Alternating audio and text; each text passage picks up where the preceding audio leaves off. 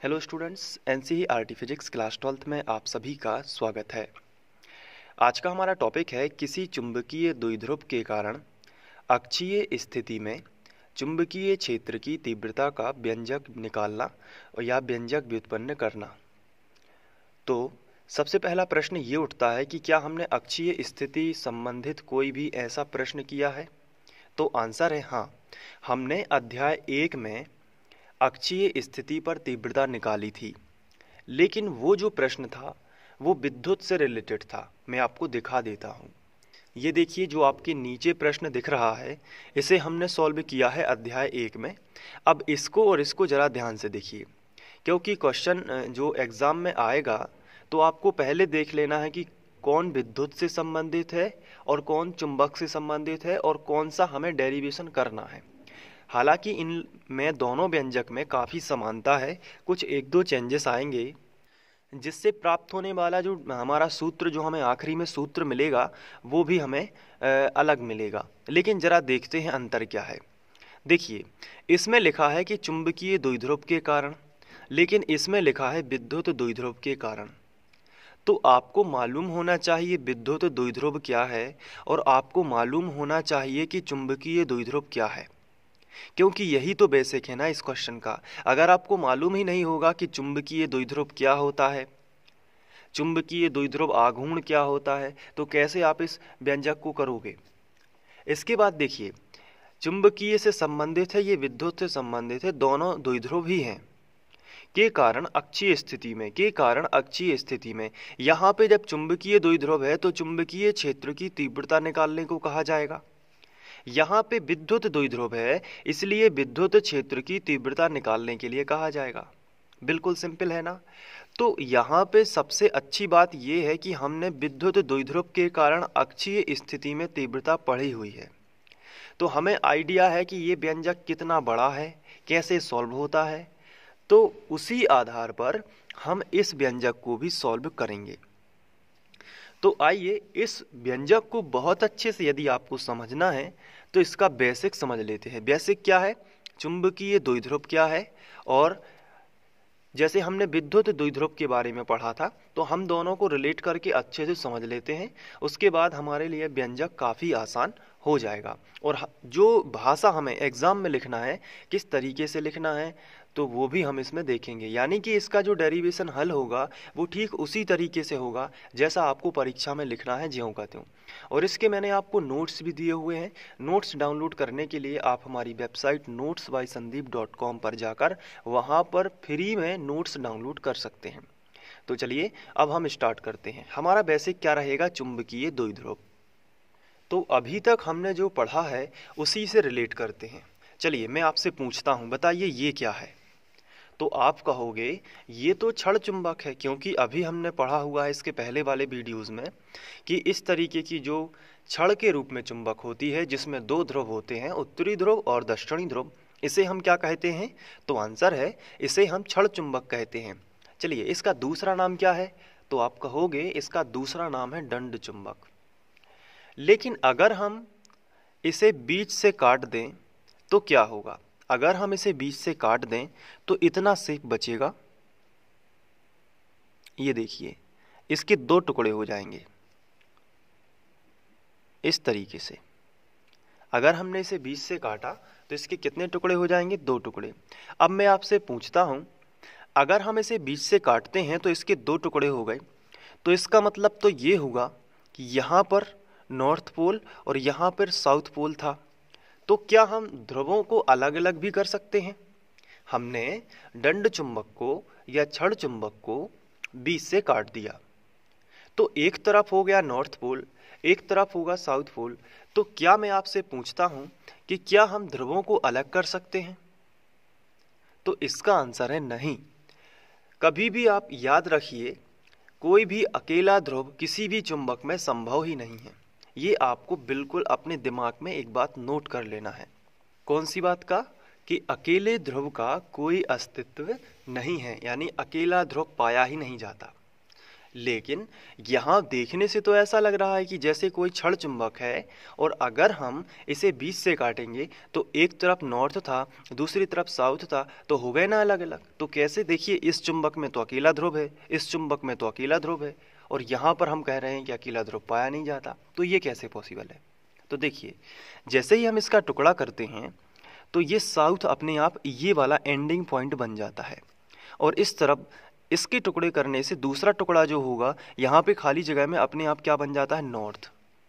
इसका क्या मतलब है? इसका मतलब है कि जैसे आप साउथ को यहाँ से हटाओगे, यानी कि इसको यहाँ से काट दोगे इस तरीके से, तो साउथ खिसक के यहाँ आ जाएगा।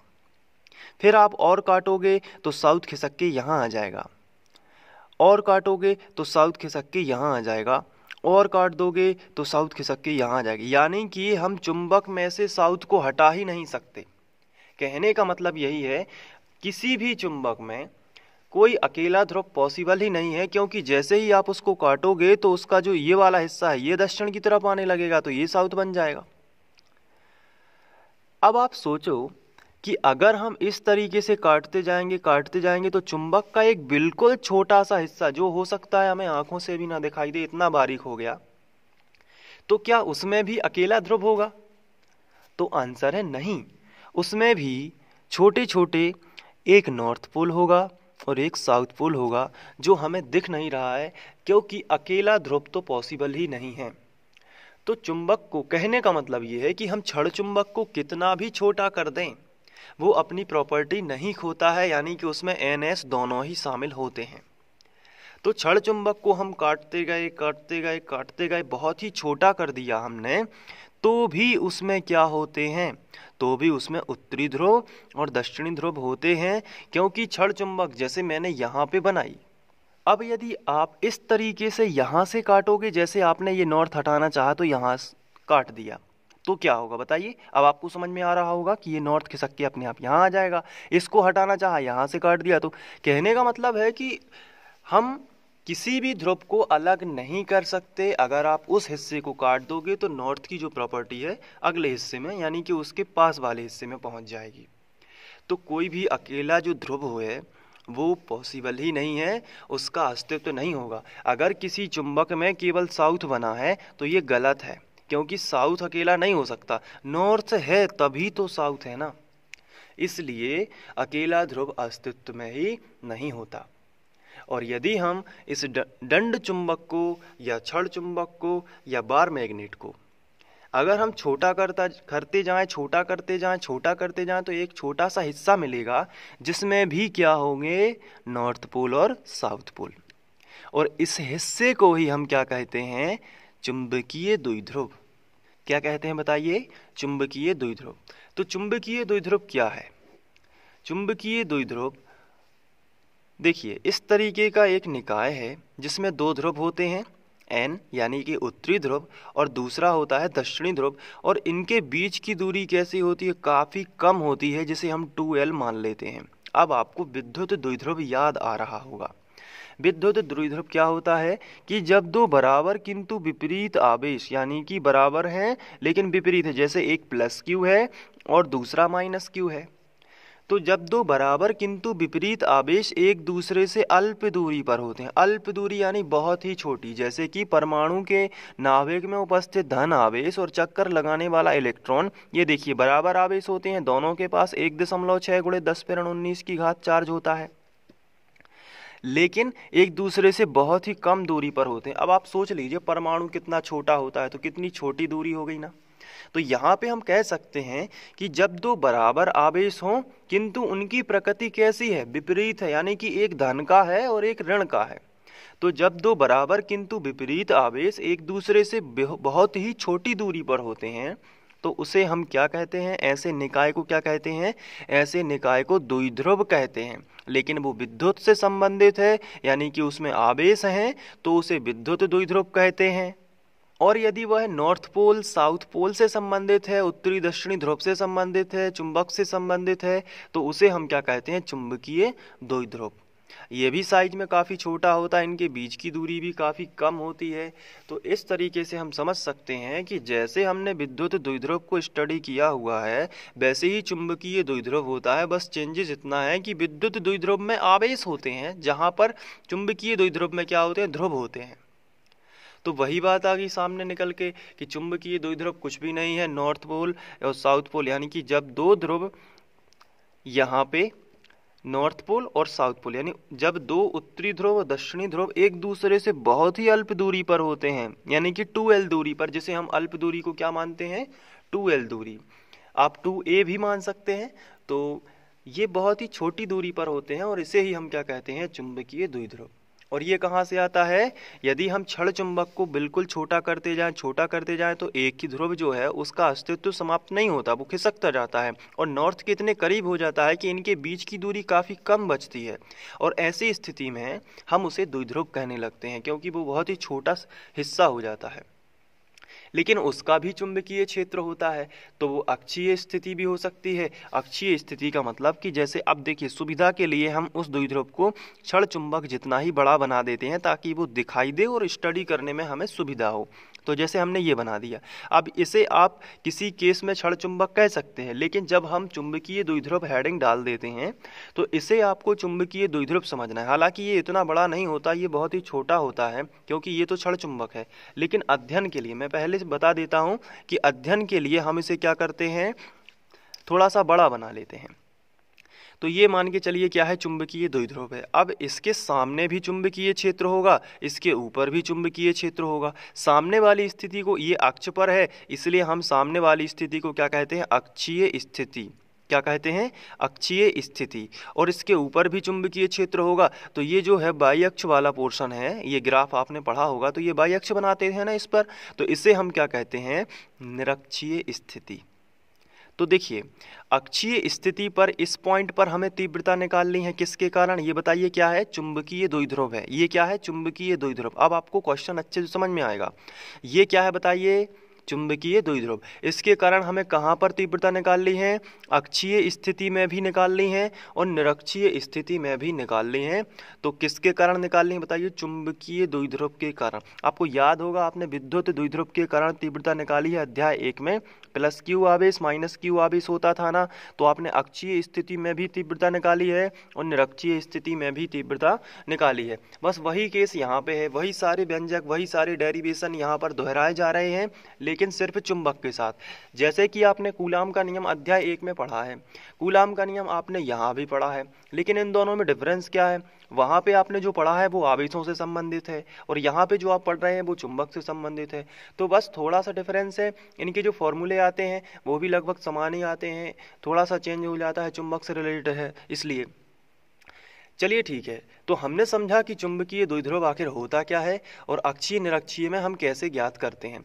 अब देखिए, अक्षीय निरक्षीय क्या है केवल हमने ये जाना है, लेकिन कैसे ज्ञात करते हैं इसके लिए हमें डेरिवेशन करना होगा। तो आइए क्वेश्चन पर वापस चलते हैं। क्वेश्चन है कि किसी चुंबकीय द्विध्रुव के कारण, अब आपको ध्यान आ गया होगा कि चुंबकीय द्विध्रुव क्या है। देखिए, अभी हमने डिस्कस किया है कि चुंबकीय द्विध्रुव ये है, इसके कारण क्वेश्चन को अच्छे से समझना है, अक्षीय स्थिति में। तो अब आप बताइए कहाँ पे बोला गया है अक्षीय स्थिति, ये वाली मैंने आपको अभी बताई है कि अक्षीय स्थिति क्या है, ये वाली स्थिति। तो अक्षीय स्थिति में चुंबकीय क्षेत्र की तीव्रता का व्यंजक व्युत्पन्न कीजिए, ये क्वेश्चन हमसे कह रहा है। तो बस क्वेश्चन को थोड़ा यहाँ से देखें, ये हो गया चुंबकीय द्विध्रुव। चुंबकीय द्विध्रुव के कारण अक्षीय स्थिति में, ये स्थिति यहाँ पे ये पॉइंट है, ये स्थिति कैसी है, ये अक्षीय है। तो चुंबकीय द्विध्रुव के कारण अक्षीय स्थिति में क्या निकालना है बताइए, चुंबक के कारण चुंबकीय क्षेत्र की तीव्रता ही होगी ना। तो चुंबकीय क्षेत्र की तीव्रता का व्यंजक व्युत्पन्न कीजिए, ये था क्वेश्चन। उम्मीद है कि ये क्वेश्चन तो आपको समझ में आ गया होगा कि क्या हो रहा है। चलिए इसको किस तरीके से आगे बढ़ाते हैं। तो सबसे पहले तो हमें एक चुंबकीय द्विध्रुव बनाना पड़ेगा। तो हमने इस तरीके से पहले ये बना लिया। अब इसमें हम क्या करेंगे, यहाँ पे नॉर्थ पोल बना लेते हैं। आप कहीं भी बना सकते हैं, उसमें कोई दिक्कत नहीं है। ये नॉर्थ पोल हो गया और ये हो गया साउथ पोल। और ये जो मैंने पॉइंट दिया है ये दोनों का मध्य बिंदु है और इसे हम O नाम देंगे। देखिए चुंबकीय द्विध्रुव क्या है? चुंबकीय द्विध्रुव जहाँ पे दो ध्रुव हों, उत्तरी ध्रुव और दक्षिणी ध्रुव, जो एक दूसरे से अल्प दूरी पर हैं। तो अल्प दूरी क्या मान लेते हैं? यहाँ पे हम 2L मान लेते हैं अल्प दूरी को, यहाँ पे 2L, तो इसको हम ऊपर लिख देते हैं। तो ये देखिए 2L, ये अल्प दूरी हमने ले ली। अब इसके कारण अक्षीय स्थिति में तीव्रता निकालनी है, तो हम सिंपली अक्षीय स्थिति सबसे पहले तो खींच लेंगे। तो हमने ये चुंबक की अक्ष बना दी। अब यहाँ पे कोई बिंदु ले लेते हैं, मान के चलते हैं कि ये एक बिंदु है P। अब इस बिंदु P पर हमें क्या करना है? इस बिंदु पर हमें चुंबकीय क्षेत्र की तीव्रता, किसकी तीव्रता? चुंबकीय क्षेत्र की तीव्रता निकालनी है। अब बिंदु P की प्रकृति हम N ध्रुव की भांति मानते हैं। जैसे हम प्लस Q माइनस Q आवेश लेते थे तो वहाँ पे कोई एक और आवेश ले लेते थे और उस बिंदु पर हमें तीव्रता निकालनी होती थी उस आवेश पर। तो देखिए यहाँ पे वो जो आवेश लेते थे वो धन प्रकृति का होता था और सभी स्टडी उसके धन आवेश पर ही निर्भर करती थी। जैसे कि धन आवेश जिधर गया वहाँ पर लाइन बनेंगी। और यहाँ पे हम सब उत्तरी ध्रुव पर टिका के रखते हैं। तो यहाँ पे हम मान लेते हैं बिंदु P पर एक कल्पना करते हैं कि नॉर्थ पोल जैसा कोई ध्रुव रखा है यहाँ पे। तो क्या होगा? तो अगर हम यहाँ पे N की कल्पना करते हैं यानी उत्तरी ध्रुव की, थोड़ी देर के लिए कल्पना करना जरूरी है क्योंकि फिजिक्स कल्पनाओं का भी विज्ञान है। यहाँ पे बहुत सारी कल्पनाएं करनी होती हैं ताकि हम उसे थ्योरी में लिख सकें। देखिए तो अगर यहाँ पे नॉर्थ पोल होगा तो N और N में बताइए क्या होगा? N और N में क्या होगा? सजातीय ध्रुव एक दूसरे को क्या करते हैं? आंसर है प्रतिकर्षित करते हैं। तो ये जो N है इसके कारण अगर हम मान लें कि तीव्रता मान के चलिए B1 है, तो ये इसको धक्का देगा किस डायरेक्शन में? यहाँ B1। तो तीव्रता जो N के कारण सबसे पहले लगेगी वो होगी इस डायरेक्शन में। लेकिन S क्या करेगा? S ध्रुव इसको अंदर की ओर खींचेगा क्योंकि इसकी प्रकृति हम कैसी मान के चल रहे हैं? N है यानी उत्तरी ध्रुव है। तो उत्तरी ध्रुव यदि है तो दक्षिणी ध्रुव इसको अंदर की ओर खींचेगा। तो दूसरी तीव्रता लगेगी S के कारण। पहली तीव्रता है B1 जो किसके कारण लग रही है? N के कारण। लेकिन दूसरी तीव्रता किसके कारण लगेगी? S के कारण। तो S इसे तो अंदर की ओर खींचेगा ना, तो ये इस तरीके से B2 तीव्रता लगेगी। लेकिन जरा ध्यान से यहाँ पे देखिए N जो है, N के देखिए बिंदु P किसके ज़्यादा करीब है? N के कि S के?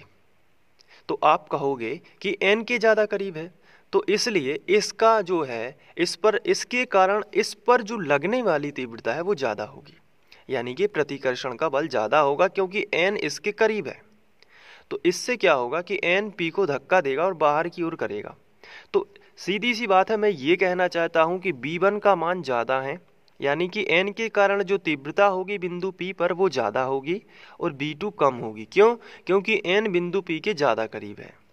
चलिए ठीक है, ये हो गया।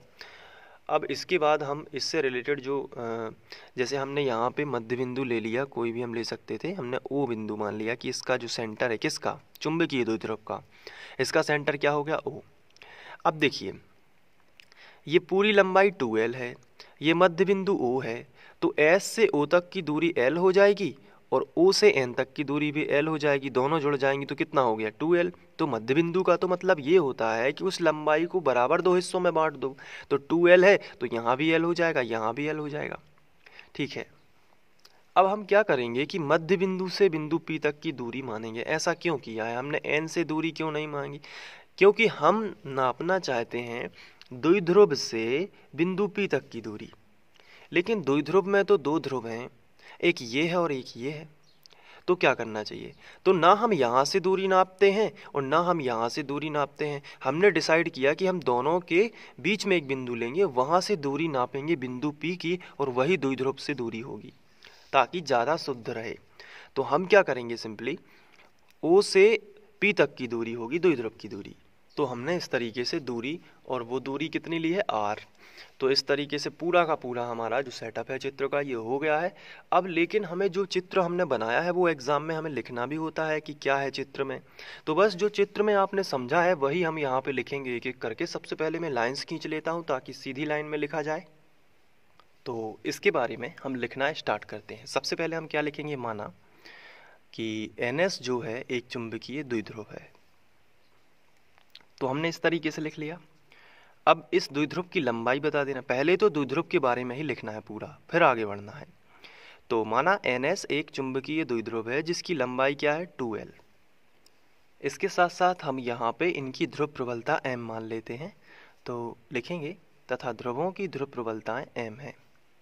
अब यहाँ पे आप पूछ सकते हैं कि M1 M2 क्यों नहीं दे रहे हैं, जैसे S की हम M1 मान लेते हैं, इसकी M2, ऐसा क्यों नहीं। तो देखिए, जैसे प्लस क्यू माइनस क्यू होते थे द्विध्रुव में, मैं आपको यहाँ पे बता देता हूँ। जैसे प्लस क्यू माइनस क्यू होते थे तो दोनों के आवेश बिल्कुल समान थे, बस चिन्हों का फर्क था। अब यहाँ पे चिन्ह तो हम लगा नहीं सकते, लेकिन ध्रुव प्रबलताएं हम समान लेंगे। जितनी ताकत यहाँ पे होगी उतनी ही ताकत यहाँ पे होगी, बिल्कुल बराबर ध्रुव हो। तो हम यहाँ पे लिखेंगे जिसकी ध्रुव प्रबलता स्मॉल m है। ध्यान रखिए स्मॉल m, ठीक है। तो ये हो गया चुंबकीय द्विध्रुव के बारे में पूरी जानकारी। पहले तो आपको चुंबकीय द्विध्रुव के बारे में ही जानकारी देना है, उसके बाद आगे बढ़ना है। अब क्या लिख सकते हैं आप कि इसके मध्य बिंदु O से r दूरी पर एक बिंदु P स्थित है जिस पर चुंबकीय क्षेत्र की तीव्रता ज्ञात करनी है। बस इतना और लिखना है। क्या लिखना है, इसके मध्य बिंदु O से r दूरी पर एक बिंदु P स्थित है। तो हमने लिखा कि इसके मध्य बिंदु O से r दूरी पर एक बिंदु P स्थित है। थोड़ा सा और लिखना है, जिस पर चुंबकीय क्षेत्र की तीव्रता ज्ञात करनी है। तो हमें बिंदु P पर तीव्रता निकालनी है, किसकी, चुंबकीय क्षेत्र की। तो सबसे पहले हम क्या करेंगे, पूरे द्विध्रुव के कारण हमें निकालनी है, लेकिन ऐसा नहीं कर सकते, हम अलग अलग निकालेंगे। पहले हम N ध्रुव के कारण तीव्रता निकालेंगे, उसके बाद हम S ध्रुव के कारण तीव्रता निकालेंगे, फिर जिसकी ज़्यादा तीव्रता है उसमें से कम वाली तीव्रता को घटा देंगे तो परिणामी तीव्रता हमें मिल जाएगी। आइए इसको थोड़ा डिटेल में करते हैं। और इसी तरीके से आपको एग्ज़ाम में लिखना है, ऐसे चित्र बना देना है, फिर ऐसे भाषा लिख देनी है, तो आप अच्छे अंक बिल्कुल लाएंगे। तो सबसे पहले आपको क्या करना है, आपको उत्तरी ध्रुव N के कारण बिंदु P पर तीव्रता निकालनी है। तो हेडिंग लगाएंगे उत्तरी ध्रुव N के कारण बिंदु P पर चुंबकीय क्षेत्र की तीव्रता। तो यहाँ से लिखते हैं। अब सबसे पहले आपको किसी भी बिंदु पर तीव्रता का व्यंजक मालूम होना चाहिए। तो देखिए, इसके लिए आपको ज़्यादा मेहनत करने की ज़रूरत नहीं है। आपने विद्युत क्षेत्र की तीव्रता पढ़ा होगा 1/4πε0 इंटू Q/r²। ये क्या होती है, ये किसी आवेश के कारण किसी बिंदु पर तीव्रता होती है। तो बस इसे चुंबक में बदल दीजिए, तो E की जगह पर आ जाएगा B 1/4πε0। कहाँ होता है, विद्युत में, लेकिन चुंबक में क्या होता है, μ0/4π। तो बस यहाँ पे आ गया μ0/4π। Q की जगह पर वहाँ पे आवेश होता है, यहाँ पे ध्रुव होते हैं, और ध्रुव के पास क्या होती है, ताकत, ध्रुव प्रबलता। तो M से हम दर्शाते हैं, स्मॉल m, और दूरी ज्यों की त्यों r ही होगी। तो देखिए, तीव्रता के लिए हमने नया फॉर्मूला बना लिया। किससे बनाया, विद्युत क्षेत्र की तीव्रता। किसी बिंदु आवेश के कारण किसी बिंदु पर तीव्रता हमने जो निकाली है वो क्या थी, हमें याद है 1/4πε0 इंटू Q/r²। लेकिन 1/4πε0 ये कहाँ चलता है, ये विद्युत में चलता है, और हमारे चुंबक में क्या चलता है, इसकी जगह पर μ0/4π। हमने कूलाम का नियम किया हुआ है, उसमें डिस्कस किया है ना कि μ0/4π क्या है। इसके बाद Q क्या है, Q है उस विद्युत का आवेश, यानी कि जहाँ पे हमने विद्युत वाले पार्ट में वहाँ पे ध्रुव होते थे, प्लस आवेश माइनस आवेश, ये वाले ध्रुव होते थे। लेकिन यहाँ पे उत्तरी ध्रुव और दक्षिणी ध्रुव है, तो इसलिए वहाँ पे उनकी ध्रुव प्रबलताओं को हम लेंगे, और वो समान है, इसलिए हम क्या लेते हैं, M, क्योंकि Q/r² है, यानी एक ही आवेश बटे r², इसलिए उनकी ध्रुव प्रबलता क्या होगी, M/r²। तो इसलिए तीव्रता हम डायरेक्ट लिखेंगे यहाँ पे, और जो कि उत्तरी ध्रुव के कारण है इसलिए B1 बराबर μ0/4π इंटू M/r²। लेकिन R क्या है, देखिए R है दूरी, लेकिन यहाँ पे दूरी को थोड़ा सा ध्यान दीजिए। ये दूरी R तो है, लेकिन ये तो मध्य बिंदु O से है, और हम निकाल रहे हैं उत्तरी ध्रुव से बिंदु P पर चुंबकीय क्षेत्र की तीव्रता। तो उत्तरी ध्रुव से बिंदु P तक की दूरी हमें लिखना चाहिए। हम ये r नहीं लिख सकते क्योंकि ये तो मध्य बिंदु से बिंदु P तक की दूरी है। और हमें लिखना क्या है बताइए? हमें तो लिखना है उत्तरी ध्रुव से बिंदु P तक की दूरी। तो हमें क्या करना चाहिए? तो सिंपली हमें क्या करना है, देखिए यहाँ से यहाँ तक पूरा है r, लेकिन अगर हम r में से इतना l घटा दें तो हमें ये दूरी मिल जाएगी। समझिए थोड़ा ध्यान से, ये पूरी दूरी है r, लेकिन हमें चाहिए केवल इतनी दूरी। तो पूरी दूरी में से अगर हम इतनी दूरी घटा दें तो इतनी दूरी मिलेगी, है ना। तो r माइनस एल, तो यहाँ पे हम लिख सकते हैं r माइनस एल, फिर लगाएंगे इसका वर्ग, यहाँ पे कुछ नहीं है तो r माइनस एल वर्ग। ऐसा क्यों है? क्योंकि ये जो उत्तरी ध्रुव से बिंदु P तक की दूरी है वो है NP, और NP का मान निकालने के लिए हम क्या करेंगे, हमें पता है कि ये यहाँ से बिंदु P तक की दूरी टोटल है r, लेकिन हमें OP नहीं चाहिए, हमें चाहिए क्या, NP। तो हम क्या करेंगे, ये r है, इसमें से ये छोटी सी दूरी घटा देंगे। ये कंप्लीट में से अगर इतना हिस्सा उड़ा दिया जाए तो इतना ही बचेगा ना, ये कंप्लीट हिस्सा है। और चाहिए हमें ये वाला हिस्सा है, ये क्या है, कंप्लीट हिस्सा। चाहिए हमें ये वाला हिस्सा है, तो ये वाला हिस्सा हम घटा देंगे। तो r में से क्या घटाना है, l, तो ये बचा हुआ हिस्सा हमें चाहिए है NP, वो क्या है, r माइनस एल। तो r माइनस एल, लेकिन वर्ग क्यों आया, क्योंकि तीव्रता का फॉर्मूला जो होता है उसमें रहता है वर्ग। तो r का वर्ग है यहाँ पे, यानी कि जो दूरी है आपकी उसका वर्ग, लेकिन हमारी दूरी क्या है, NP। NP क्या है, r माइनस एल का होल स्क्वायर, है ना। तो ये हो जाएगा। अब इसको हम समीकरण 1 बना सकते हैं। आप चाहें तो इसको थोड़ा सा मतलब और आगे कर सकते। जैसे मैं पहले तीव्रता के लिए लिखता V1, और V1 के लिए लिखता μ0/4 इंटू m, और पहले मैं दूरी लिखता उत्तरी ध्रुव से बिंदु P तक की दूरी क्या है, उत्तरी ध्रुव से बिंदु P तक की दूरी है NP। तो हम ऐसे भी लिख सकते हैं अगर आपको और डिटेल में करना है, क्योंकि बोर्ड परीक्षा का सवाल है। तो NP, तो इस तरीके से भी लिख सकते हैं। फिर NP का मान है r माइनस एल, यहाँ NP स्क्वायर होगा तो r माइनस एल का स्क्वायर। तो बस NP की जगह पर हमने मान रख दिया। अब आप चाहें तो इसको मतलब यहाँ पे ब्रैकेट में बता सकते हैं कि NP किस डायरेक्शन में होगी, यानी कि प्रतिकर्षण हो रहा है कि आकर्षण। देखिए NP इसी डायरेक्शन में जा रहे हैं ना, तो N से P की ओर बल लगेगा बिंदु P पर, क्योंकि ये N प्रकृति का मान के चल रहे हैं। तो N में क्या होगा, प्रतिकर्षण।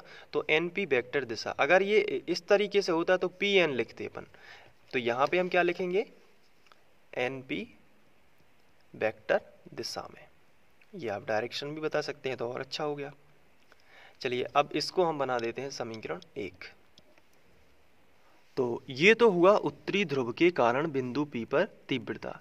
अब हम निकालते हैं दक्षिणी ध्रुव के कारण बिंदु P पर चुंबकीय क्षेत्र की तीव्रता। तो हेडिंग लगाएंगे दक्षिणी ध्रुव S के कारण बिंदु P पर चुंबकीय क्षेत्र की तीव्रता। तो अब हम S के कारण इसे हम B2 नाम दे देते हैं, और वही चीज रखना है, तीव्रता का फॉर्मूला μ0/4 इंटू ध्रुव प्रबलता बटे दूरी का वर्ग। दूरी कितनी होगी, अब देखिए यहाँ पे उत्तरी ध्रुव से बिंदु P तक की दूरी कितनी होगी, SP, तो SP स्क्वायर। लेकिन डायरेक्शन में क्या लिखोगे आप कि देखिए बिंदु P S के कारण किस डायरेक्शन में फोर्स लगेगा इस पर, यहाँ पे। क्यों, क्योंकि ये दक्षिणी ध्रुव है और बिंदु P पर हम कल्पना कर रहे हैं कि उत्तरी ध्रुव है, तो ये यहाँ पे। तो PS वेक्टर दिशा में P से S की ओर, ना कि S से P की ओर। कहाँ लगेगा बताइए, P से S की ओर। क्यों, क्योंकि ये इस तरफ चलेगा, क्योंकि S इसे खींचेगा। क्यों, क्योंकि उत्तरी ध्रुव है और दक्षिणी ध्रुव उत्तरी ध्रुव को खींचता ही है ना। तो फिर क्या होगा, PS वेक्टर दिशा में। देखिए भले ही यहाँ पे SP लिखा है, लेकिन डायरेक्शन बताना जरूरी है, PS वेक्टर दिशा में। चलिए ठीक है, अब SP का मान रखना है, तो B2 बराबर μ0/4 इंटू स्मॉल m। SP कितना है, तो चलिए देख लेते हैं।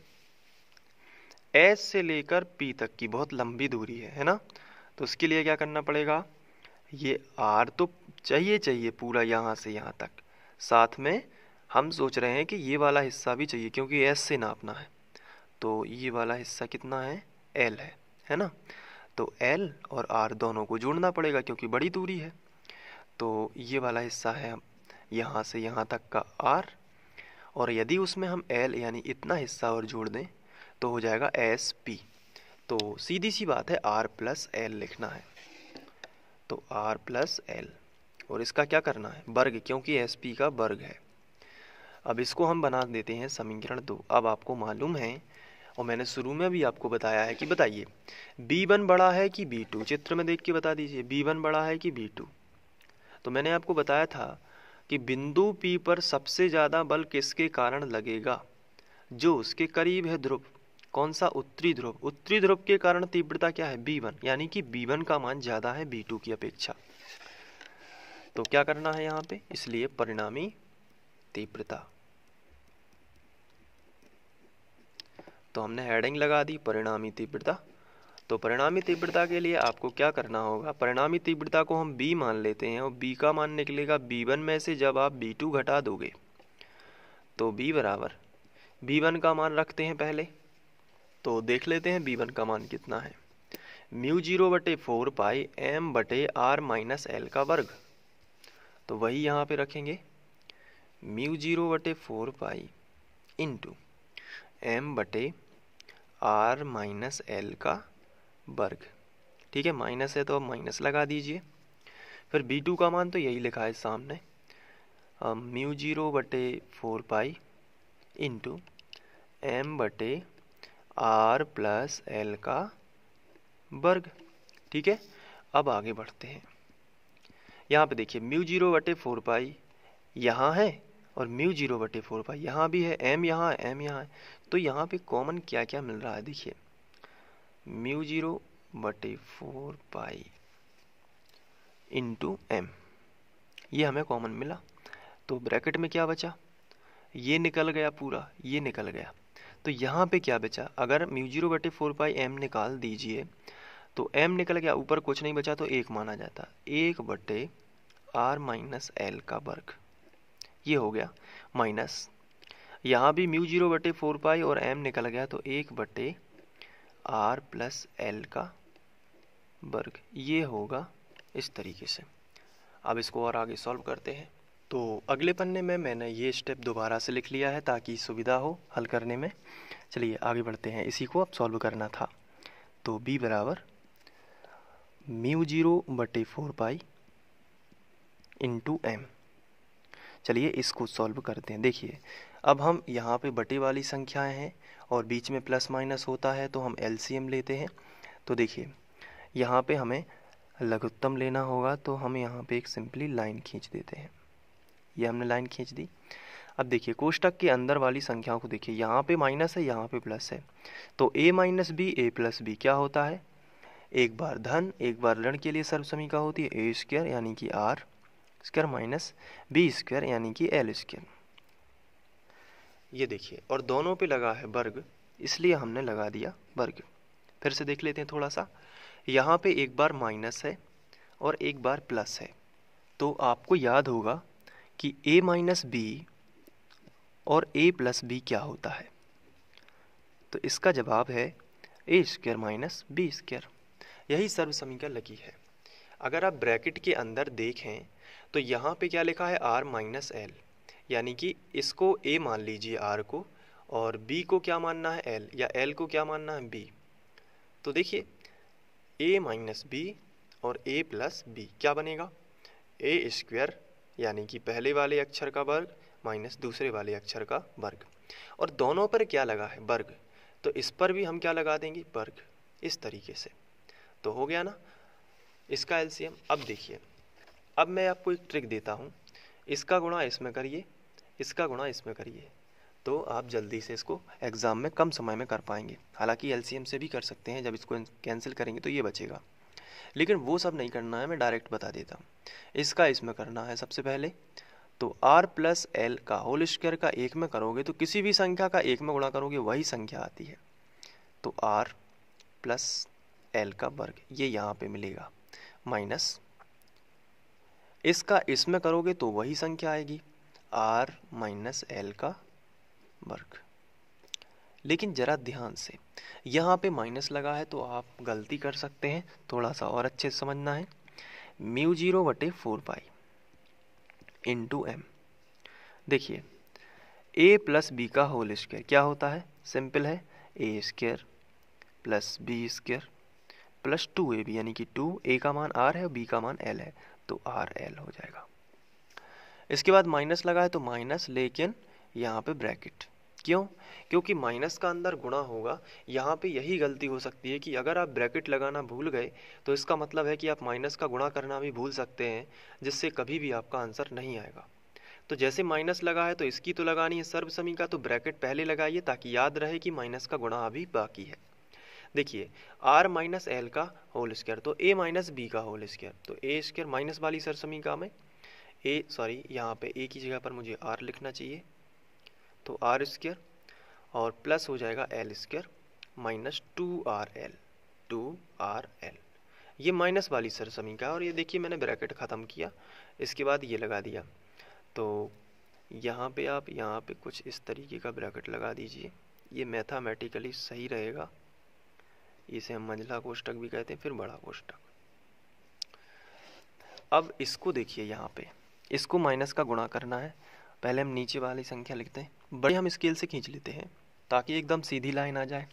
अब देखिए R square minus L square का वर्ग, ये हमने ज्यों का त्यों लिखा। अब माइनस का गुणा कर लेते हैं, तो क्या होगा, b बराबर μ0/4 इंटू एम, अंदर करते हैं गुणा, पहले इसको ज्यों का त्यों लिखेंगे, तो R square plus L square plus 2RL, हमने लिखा ज्यों का त्यों। अब माइनस का गुणा कर देते, तो माइनस आर स्क्वायर माइनस, देखिए प्लस का क्या हो गया माइनस, क्योंकि माइनस का गुणा जब करोगे तो अंदर के सभी जो जितने भी चिन्ह हैं वो पलट जाएंगे, तो प्लस का क्या हो गया माइनस एल स्क्वायर और माइनस का क्या होगा प्लस 2RL, ठीक है, और बटे ये ज्यों का त्यों, ठीक है।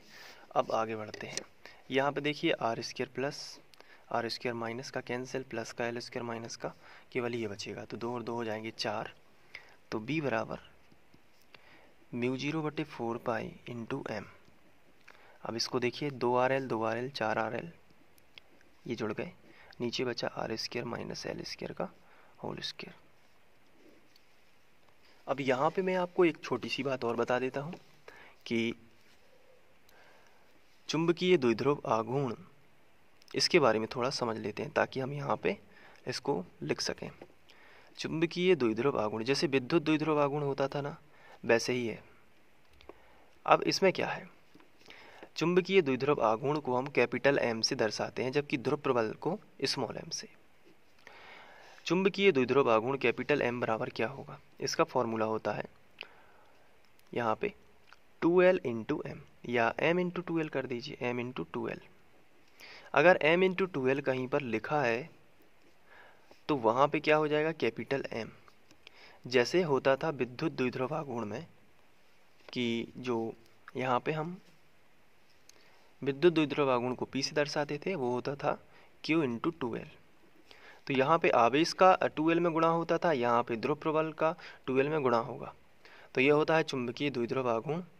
तो बस मतलब ध्रुव प्राबल्य का यदि 2L में गुणा कर दिया जाए तो वो क्या बन जाता है, चुंबकीय द्विध्रुव आघूर्ण M।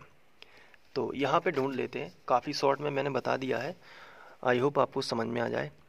तो यहाँ पे μ0/4 इंटू, देखिए 4 को हम 2 इंटू 2 लिख सकते हैं, तो अगर हम यहाँ पे इसको थोड़ा रफ में समझ लेते हैं, 4 को क्या लिख सकते हैं 2 इंटू 2 और RL ज्यों का त्यों, और यहाँ पे स्मॉल m, तो स्मॉल m इंटू 2L, इसकी जगह पर हम क्या लिख सकते हैं, इन तीनों की जगह पर हम एक शब्द लिख सकते हैं कैपिटल M। तो कैपिटल M और 2R बचेगा, है ना, तो बस यहीं पे हम लिख देते हैं, तो 2RM ऐसे लिख देते हैं, कैपिटल M बटे R square minus L square का होल स्क्वायर। यहाँ पे आप रीजन दे दोगे, चूँकि कैपिटल M चुंबकीय द्विध्रुव आघूर्ण M इंटू 2L, इस तरीके से आप यहाँ पे बता सकते हैं कि ये हमने किया है। अब यदि जो L है ये बहुत छोटा है, क्योंकि द्विध्रुव आघूर्ण यदि हम चित्र की बात करें, ये देखिए चित्र, ये L जो है ये काफ़ी छोटा होगा इस R की तुलना में। देखिए R कितना बड़ा है और L देखिए कितना सा है, तो इसको हम बिल्कुल हटा ही दें, यानी कि इसे नगण्य मान दें, तो क्या होगा? तो इस डेरिवेशन में देखिए, यदि L छोटा है, बहुत छोटा है, किससे? R से, तो R की तुलना में L की कोई वैल्यू नहीं है, इसलिए L को क्या कर रहे हैं? हटा रहे हैं। तब यहाँ L 0 हो जाएगा, तो क्या बचेगा? R स्क्वायर और स्क्वायर, तो R पर 4 की घात हो जाएगी। तो देखिए कैसे, B बराबर म्यू 0/4 पाई 2R कैपिटल M, और नीचे क्या होगा? L तो चला गया, तो दो के देखो, तो फिर क्या बचेगा? अगर L चला जाएगा तो क्या बचेगा? R के ऊपर 2 की घात और उसके ऊपर भी 2 की घात, तो दो दो कितने की घात हो जाएगी? 4 की घात, गुणा हो जाता है ना, तो 4 की घात। अब उसमें से R एक ऊपर है, तो R पर 3 की घात नीचे बचेगी, क्योंकि एक R तो कैंसिल होगा। तो फाइनली हमें क्या मिलेगा? B बराबर म्यू 0/4 पाई इंटू 2M बटे R क्यू, यानी R घन, ये हो जाएगा। और चुंबकीय क्षेत्र की तीव्रता है, तो इसका मात्रक होता है टेस्ला, तो ये हो जाएगा अक्षीय स्थिति में तीव्रता का व्यंजक। तो आप इस तरीके से इसे सॉल्व कर सकते हैं, और मैंने उसी तरीके से कराया है जैसा आपको एग्ज़ाम में लिखना है। तो ये क्वेश्चन नोट्स में नहीं है, तो उसके लिए मैं चाहता हूँ कि आप इसका स्क्रीनशॉट लेकर इसे भी कर लें।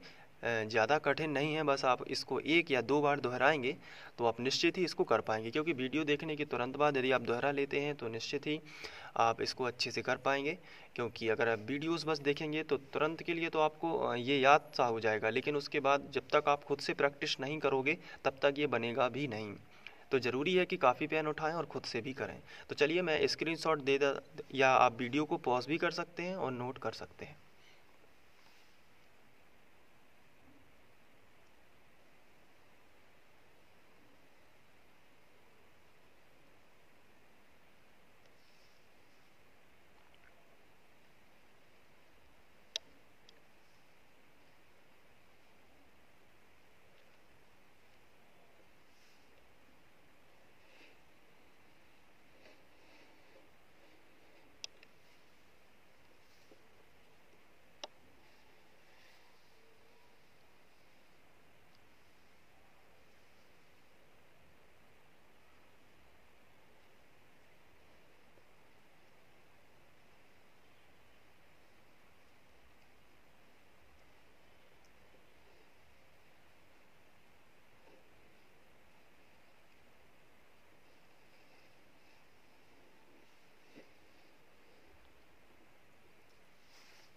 Thank you.